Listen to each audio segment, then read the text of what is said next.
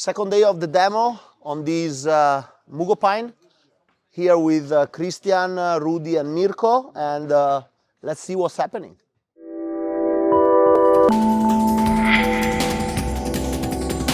Dream. Bonsai Dream.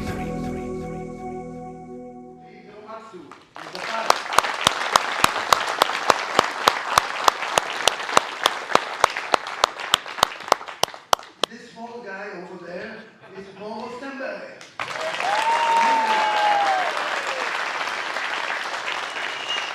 So today I'm here with Christian, Rudy and Mirko. Rudy was helping me yesterday, and today we had another two good students helping on this work. This is a Mugo Pine that actually I collected in the Dolomites 7 or 8 years ago.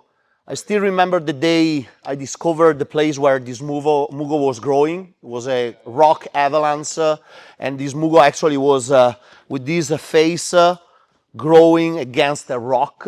That's why you see all this beautiful movement basically compressing, because every here the pile of snow was pushing on the tree, and the tree got this fantastic movement holding his weight against the rock. So we collect the tree, I grow the tree in my place for some years, and then I start removing the original soil. The process on Mugo is a little bit slower than the process on Scots pine that I explained yesterday, because generally these Mugos come from very high elevation, 2,600 meter above sea level. So when we transition the tree in a lower elevation, there is a little bit of stress for the tree. It's too hot, the humidity change and everything, so they need a longer time to recover. That's why so far in 7-8 years I only transition the tree into a bonsai pot with good bonsai soil, and I just take care of getting the tree stronger. You can see on the Mugo the signal that the tree is stronger is when it starts creating these clusters of green. It's different from the Scots when we have the three apical buds. That's the signal on Scots. On Mugo, when we start having this pom-pom, means the tree is telling you, I'm ready. Working on a Mugo is not as the same working on a Scots. I cannot do something like that. I did yesterday, lot of bending, lot of wiring.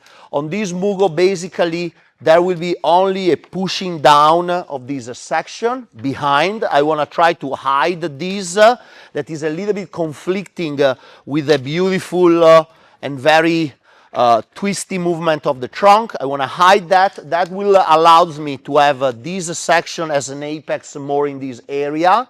Bring some green to frame every curve of the trunk, and then try to use this branch out in this position. And I will see later on in the demo if I want to add some angle to the tree to increase the drama of this gene and shari going towards the right side. So along the demo, after the bending, I will decide if I want to give a little bit of angle. The work of today will be different because I will start with the bending, will be a free bending without any raffia, just working with the flexibility of the branch and observing the reaction of the branch while we start tensioning the guy wire.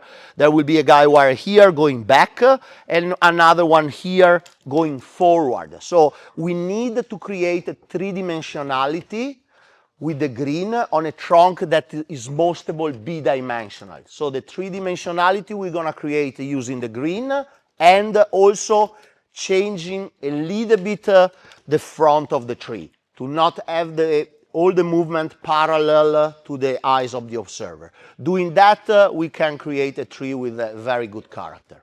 Thank you.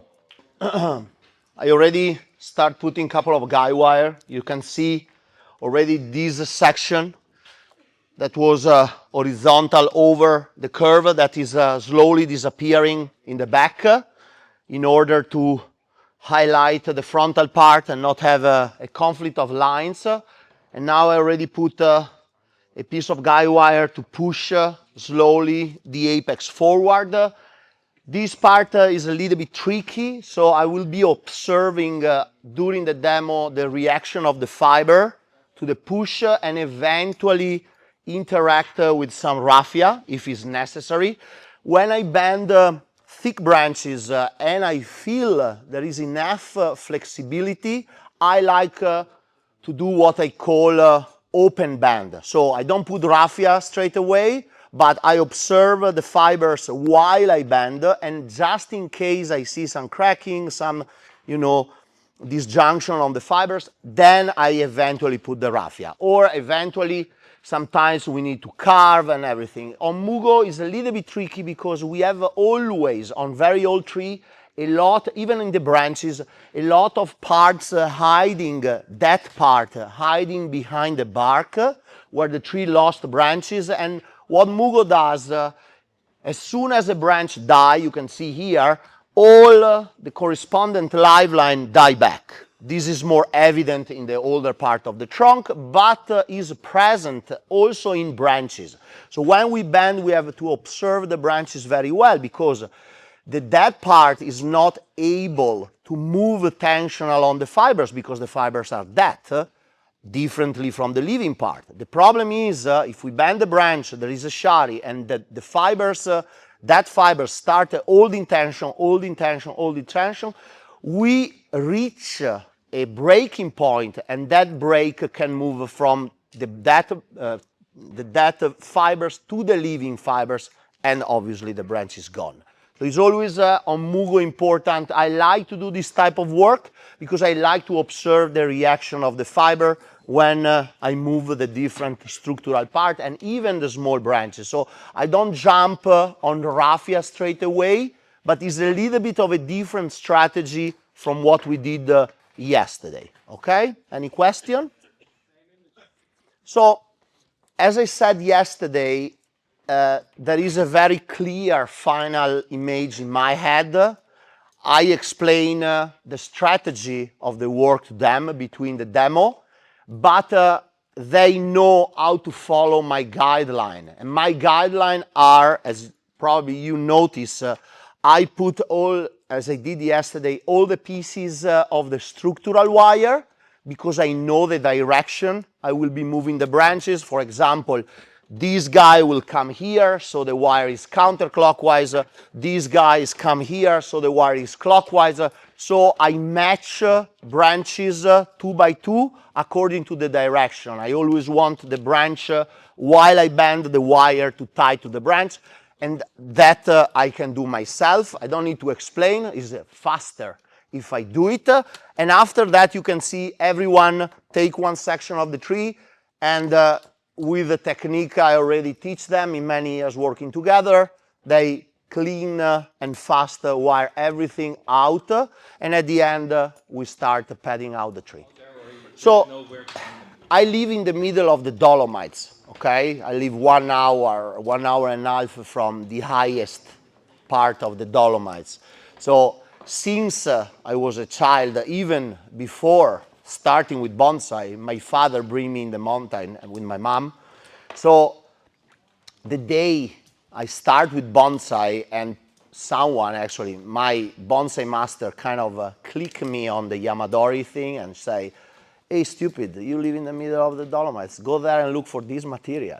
I said, "Oh my God, I see that material all the time." Well, when we was hiking, I still remember I was like 10, 12. On a hike, there was always a big Stemberger pine on top of a rock that I was crossing with my father. And we always stopped just admiring the tree, and it was like almost a bonsai itself. So I knew the places. And then, I started when I was probably 14 bonsai, but then I started going in the mountain when I was like 18, 17. And along like now 30 years, I know every single spots in the Dolomites. So it depends. I have probably 20, 30 trees like these, only just waiting there.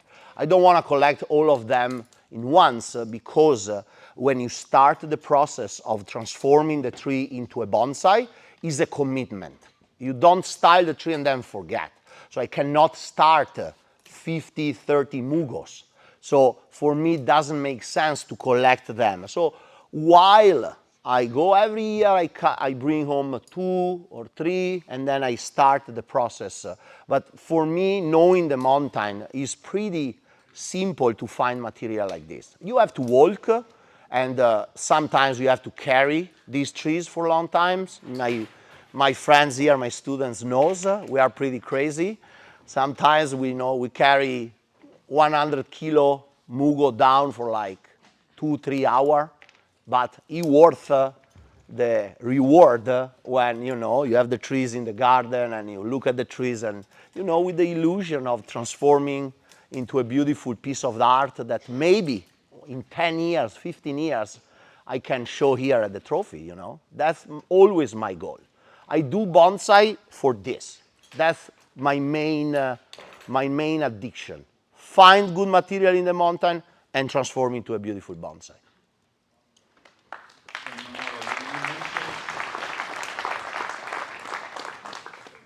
Years to the trophy.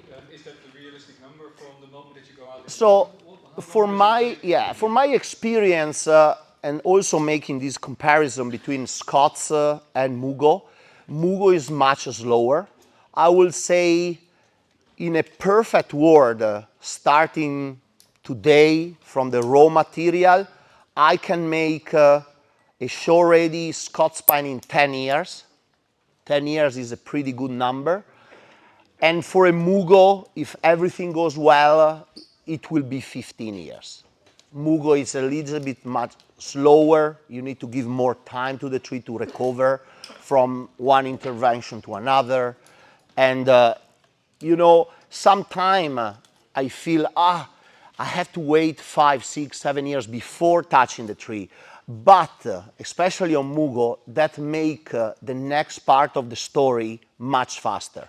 I tried to shorten the time in the beginning and don't work out.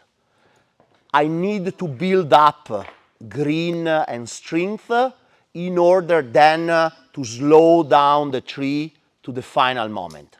But if I don't have the tree at its best of the capacity, it's like an athlete. You need to reach the day of the game or the day of the whatever in the best of his performance thing.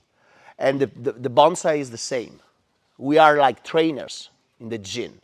So we have to know our athlete and be able to help him go into the final goal.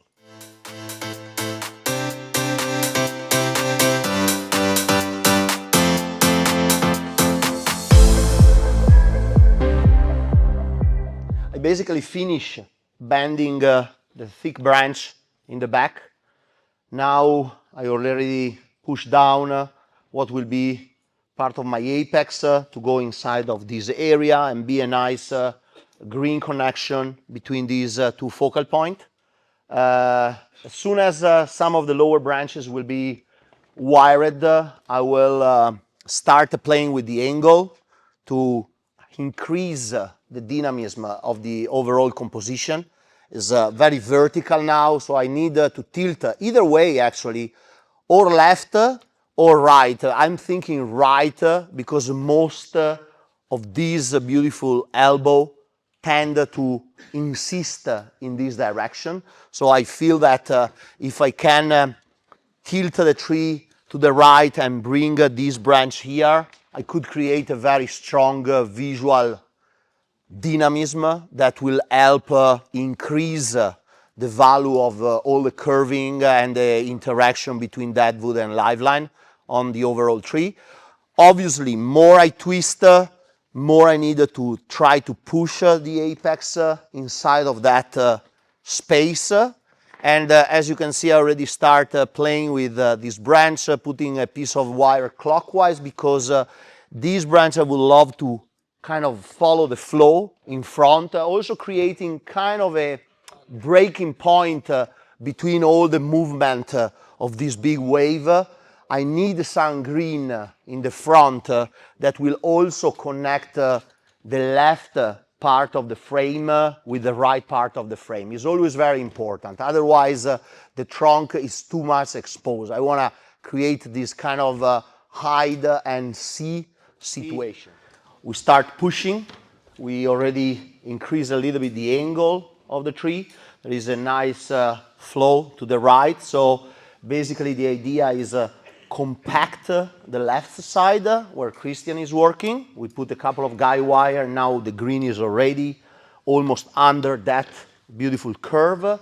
And then the side where Rudy is working and where we have this beautiful gin and this other twist with the shari are insisting, I will try to basically elongate the movement to increase the dynamism. I need the flow. I cannot build a compact tree only around this trunk. Otherwise, they will not match. The green visually will not match with the trunk. So I will be more open and away into the right side and more compact into the left side.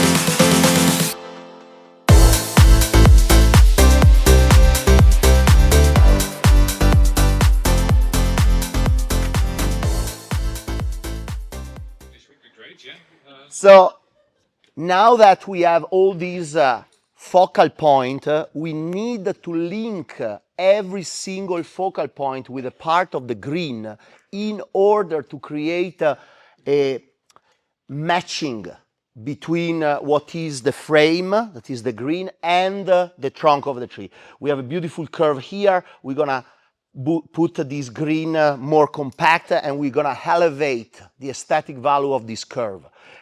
Here we do different. We have a gin, so a deadwood. So we create a negative space around this, and this will help to create almost a beautiful interaction between the deadwood and the pad. So the side of the dynamism, the spacing is a little bit more open to increase that dynamism.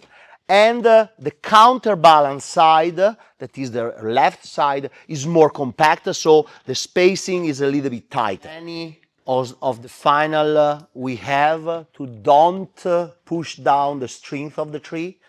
More green is more energy, and for the Mugo is vital to keep high the level of the energy. There is a fungal issue that Mugo comes with from the mountain, that is tracheomycosis, is a fungal issue that basically is in the Mugo already in the mountain, and that fungal issue works in the mountain to clean the Mugo place from weak branches, weak elements, weak trees around, and also as soon as the wood dies, start the process of rotting of the wood that will create ground to grow for the trees.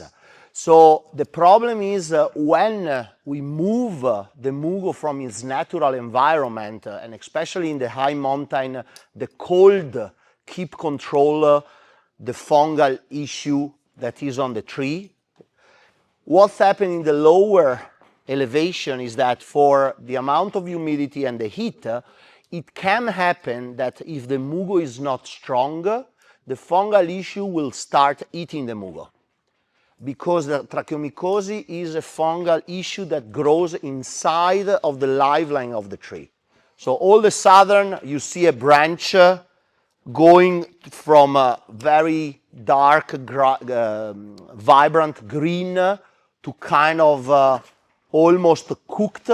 You see, it seems that someone put the branch into a boiler and he boiled the branch. It doesn't get yellow, but it gets like lost totally this vibrant color. That is tracheomycosis. It's a problem because now that we are collecting Mugo from so many years and we bring basically down the tracheomycosis and when we use a scissor to work trees, we should clean tools after the work because we can pass the disease from a tree to another, and that's also why now tracheomycosis jumped into Scots pine and other conifer, and is a big problem. So we have a little bit to control that. The best way is to only style trees when they are very strong, and eventually if we're planning a heavy bending on the tree where we try to kind of break the fibers, is better on the Mugo to do in steps. First bending, then on the second and third styling, wire all the branches. Now on this one, I got this tree as strong as I could, as you can see, and what we're doing, we're not over stressing the tree by cleaning a lot of foliage, by wiring all the little branches. I keep a lot of the finer branches unwired because it's a unnecessary stress for the tree. I'm always care for the tree because again, finding material like this is not very easy. It's possible, but I care about my babies. Canopy, Yeah, not really the final, but we are 3/4 of the way. I'm a little bit dedicating more time to the front, try to find the good framing and movement between the pads and the trunk, and kind of try to dress the tree. So before everything was exposed, and now I want to create that interaction. The front up to a third is more or less done. Rudy's finishing is finished wiring the apex, and I will start also now compressing a little bit the back. As you can see, I'm a big fan of keeping a lot of green. I explained yesterday, and I love to overdress a tree on the first styling, keeping the energy, keeping the tree strong, and then slowly, years after year, after second, third, fourth restyling, eventually create more negative and removing some branches.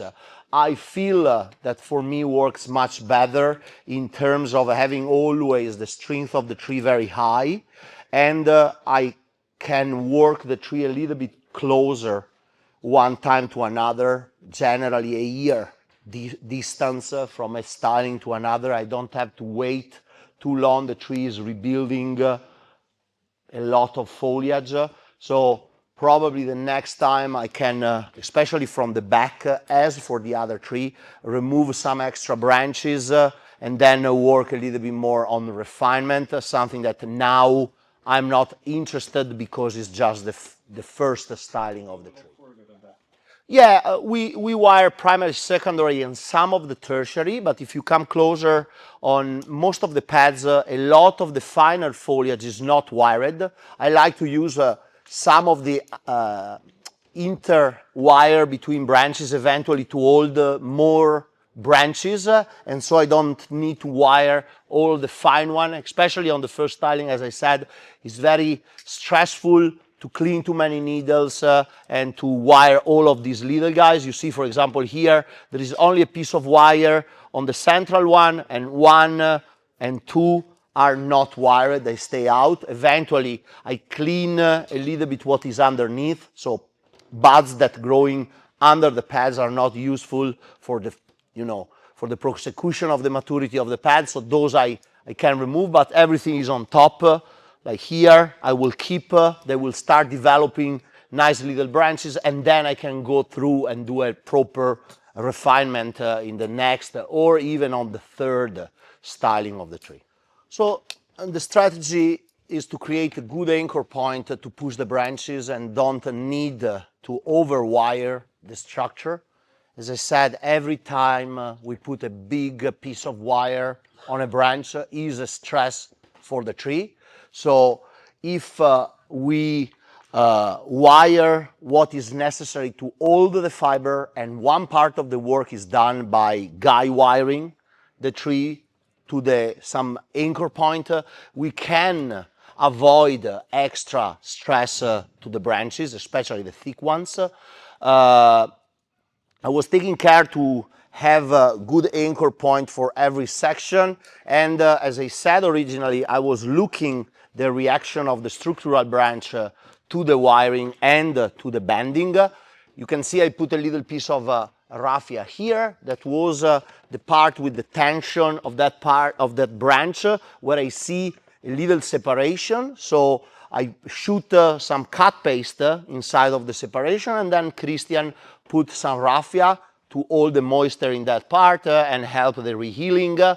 I'm always, as I said, very concerned about this little detail when I first style a tree, because you know, sometimes the line between life and death of a branch is very thin.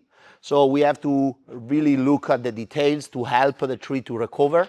And as I will do for the other tree I did yesterday, I will put this one in a cold frame to protect from really cold frost in the morning. It will be a place like between 5 and 10 degrees Celsius, not lower than 5, but also not higher than 12, because I don't want the tree to go too fast into spring mood. So that will be, you know, assuring that the tree slowly move towards waking up and securing those positions that I set and growing strong in order to, you know, increase the foliar mass and the strength.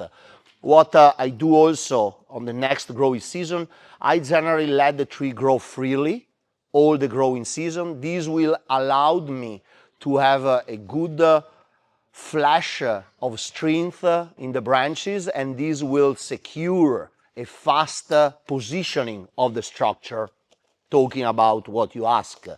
Sometimes in a year already those guy wire are loose and I can cut them off. There is always some branch that struggle to set in position, some bad boy, so we keep the guy wire a little bit longer. And then also according to the tree, pines are pretty flexible and they tend to set in position, especially on the structural branches, pretty fast. There are some other trees like spruce. When we bend down the branches, sometimes I even have to bark split the branches in some area. So I basically force the position and then they reheal in the position I want. So they don't have that tendency of flipping back up. So every type of tree has a little bit of a in the perfect position to guy wire and secure the strength I use. You see that I put 2 screws, one here and one in the front. One helped me to push the apex down. The other one helped me to push the left branch in. And you know, that's helping to frame. And as I see, and as you can see, the goal is to move the flow of the tree and rising up the top. So I will have this big snake that is the trunk going in and out from the clouds that are the pads, and I think is a very good interaction. I like trees that are pretty dressed. I like when I see a lot of green. I like a lot of visual on the green. It's my personal kind of aesthetic choice. So generally, if I use a screw, is mainly on the dead wood. I'm not a big fan of screwing living tissue of the wood. In that case, I prefer to use some part of a gin, for example, or finding another anchor maybe in the pot or some other piece of wire around the trunk, for example. It all depends. newer people should start slowly with the bending. Don't go too hardcore into that. So get your wiring skill as good as possible. Start using wire, start using little guy wire, and then get into the bending when you have already the technique and aesthetical concept pretty, clean out in your mind. If I overbend to set in position, right? So I generally try to bend the branch and put and position in the exact position I want. I don't do it over to consider coming back, because as I said, eventually when I remove the wire or when I remove the guy wire, if it comes back a little bit, I can re-guy wire in the position I want. So I generally go in the position I want the branch.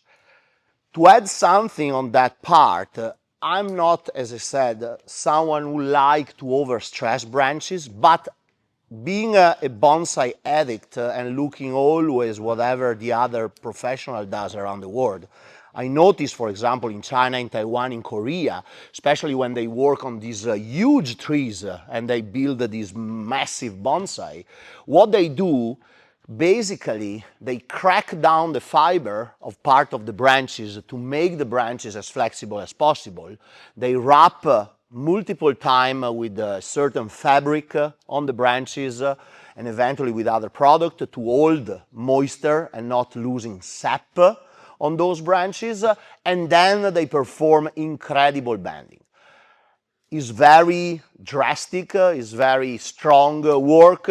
Probably they have so much material that if they do on 10 trees and 3-5 dies, that is not a big deal. Is something that is far from my concept of giving stress to the tree, but is also something that we can kind of get some indication and we can try. I remember one year actually here at the trophy that was the Korean team, or I think was from Korea. No, it was years ago, that big team, they work on a pine and they were using a stethoscope to feel the cracking inside of the branches, and they perform pretty severe bending by just wrapping around that fabric and everything. So I'm always looking forward to learn something new from other professionals and other ideas. There is this page, China Bonsai on Instagram, that I follow, and it's pretty interesting to see how aggressive they go on, styling a tree and repotting, putting in a rock, and, make the perfect thing. I'm always willing to know how many of these trees survive, but I see multiple styling on the same trees, so I think they are pretty, successful on that. So, as I said, there are different ways, different approach. Almost done with the work. I think we was able to frame pretty well the beautiful trunk and create an apex in the perfect position to really highlight the kind of a right movement and then link out all the focal point of the trunk with the help of foliage. As I said, there is not a ton of the definition of the branches, but just the right amount to have a good final result. And this season the tree can keep growing and be stronger and then go. There is a good depth that can really stop the view of the observer to the trunk and focus in all the detail. It's important when we have a tree like this to create depth. That is very important for a bonsai because it can keep the eyes of the observer focused in the trunk of the tree that is the main subject of the bonsai composition, in my opinion. The guys are cleaning a little bit some of the lines, just a little bit to have a better final, but basically the work is finished. As I said, the front is a little bit here, so the base gets wider. We can appreciate the first twist, and then the trunk a little bit become more three-dimensional. And then we have especially the first branch coming to the front to highlight that movement. I want to thank my crazy assistant that always put up with my craziness during the demos, trying to do a big tree in 3 hours. Thank you, Rudy. Thank you, Mirko and Christian.